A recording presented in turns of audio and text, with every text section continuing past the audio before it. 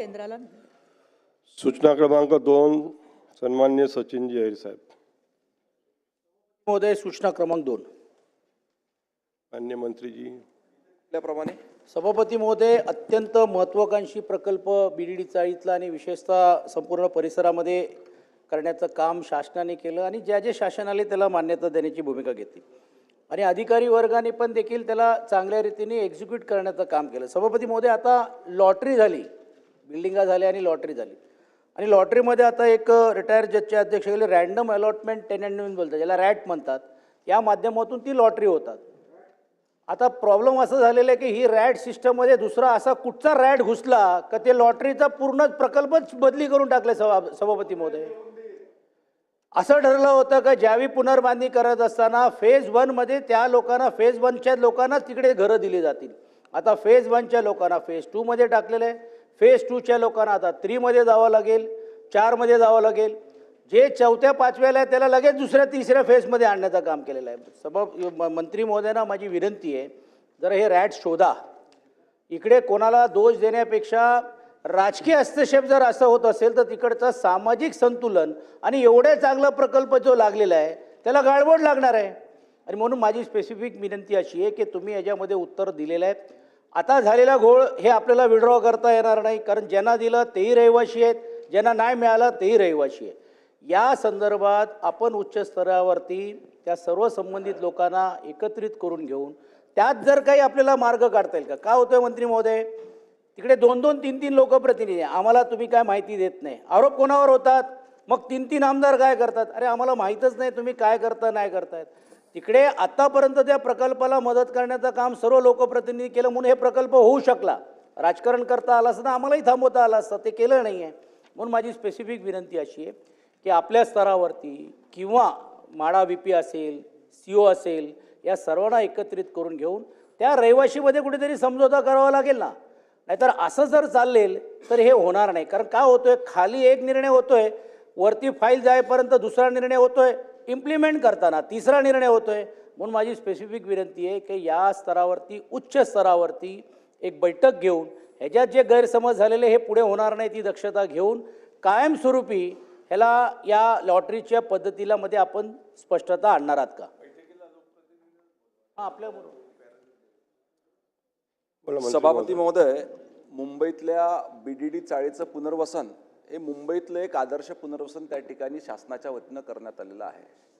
आता याच्यामध्ये पुनर्वसन करून बांधलेले जे घर आहे आणि लोकांना पुनर्वसन करून ते घराचं अलॉटमेंट करायचं आहे, त्याच्याकरता आपण रॅट नावाची रँडम अलॉटमेंट फॉर टेनामेंट्स ही सिस्टम त्या ठिकाणी संगणकीय पद्धतीनं चालू केली. त्याच पद्धतीनं त्याचं वाटप चालू आहे. कुठलाही राजकीय हस्तक्षेप त्या ठिकाणी नाही आहे. परंतु आमचे मित्र सन्मान्य सचिन अहिर यांना एक शंका आहे की एक वेगळा रॅट त्या ठिकाणी घुसलेला आहे. योगायोगानं गृहविभाग माझ्याकडे असल्यामुळे सचिन भाऊ, आपण हा रॅट निश्चितपणे शोधून काढू. ह्या सिस्टममध्ये जर का काही लूफॉल असेल तर ते निश्चितपणे एक वेळा प्रेझेंटेशन, आपले वरळीतले जितकेही लोकप्रतिनिधी आहे त्यांच्यासमोर एक वेळा प्रेझेंटेशन घेऊन ह्या सिस्टममधला एखादा जर का काही त्रुटी त्याच्यामध्ये असेल तर ती त्रुटी आपण त्या ठिकाणी निश्चित दुरुस्त करू. सूचना क्रमांक 3. आणि आता तुमच्या त्याच्यावर घ्या ना काय सूचना. सभापती महोदय, या अनुषंगाने थोडंसं सुरुवातीपासून लोकप्रतिनिधी म्हणून आम्ही या सगळ्या प्रकल्पाशी संबंधित आहोत. सुरुवातीला लोक ज्यावेळेला ह्या प्रकल्पाला तयार नव्हते त्यावेळेला लोकांच्या समोर आम्ही गेलो, आम्ही लोकांना समजावलं आणि त्याच्यामुळे सगळ्या सिस्टममध्ये आम्ही होतो. आम्ही जोपर्यंत या सगळ्या सिस्टममध्ये होतो तोपर्यंत योग्यच चाललं होतं. परंतु ज्यांचा काही संबंध नाही, ज्याला या प्रोजेक्टबद्दल माहिती नाही, जो या प्रोजेक्टच्या संबंधित कधी आलेलं नाही, असे काही माणसं जाऊन अलीकडच्या काळात हस्तक्षेप करायला लागल्यानंतर हा गोंधळ झालेला आहे. त्यामुळे माझी विनंती आहे की आता आपण जसं निवेदन केलात की आम्ही लोकप्रतिनिधी आणि यांची बैठक घेऊन कृपा करून लोकप्रतिनिधींच्या व्यतिरिक्त अन्य कोणीही त्या बैठकीला येणार नाही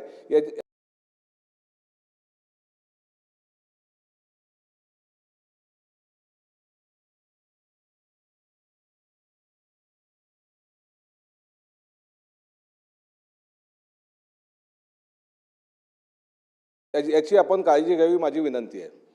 भाऊ अय्यर असो, आपले सुनील शिंदे असो किंवा इतर काही लोकप्रिय ज्यांनी पुढाकार घेतला, हे आपण बरेच सिनियर आहात. मागच्या 25 ते 30 वर्षापासून आपण त्या ठिकाणी आहात, राजकारण करता, समाजकारण करता. परंतु जोपर्यंत राज्याचे मुख्यमंत्री सन्मानित देवेंद्र फडणवीस साहेबांसारखी पॉलिटिकल विल याच्या मागे नव्हती, त्याच्यामुळे हा प्रकल्प एवढे वर्ष होऊ शकला नाही. जेव्हा जबरदस्त पॉलिटिकल विल फडणवीस साहेबांसारखी ह्या प्रकल्पासाठी आपल्या सोबत उभी राहिली, तेव्हा कुठे हा प्रकल्प उभा राहिला. आणि निश्चितपणे याच्यामध्ये आपलं सहकार्य देखील मिळालेलं आहे. त्याच्यामुळं आपण लोकप्रतिनिधीच्या व्यतिरिक्त इतर कुठली राजकीय मंडळी त्या ठिकाणी राहणारी चिडवायची.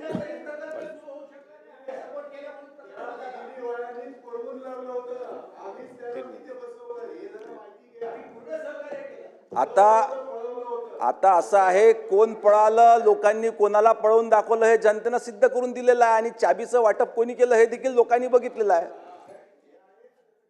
नेक्स्ट आता कोणतं आहे? तिसरं सुनील शिंदे. सुनील शिंदे संपलं शिंदे बोला. संपलं. माझी पुकारली. बसा जरा सुनील शिंदे. सूचना क्रमांक 3 त्याप्रमाणे सभापती मध्ये या ठिकाणी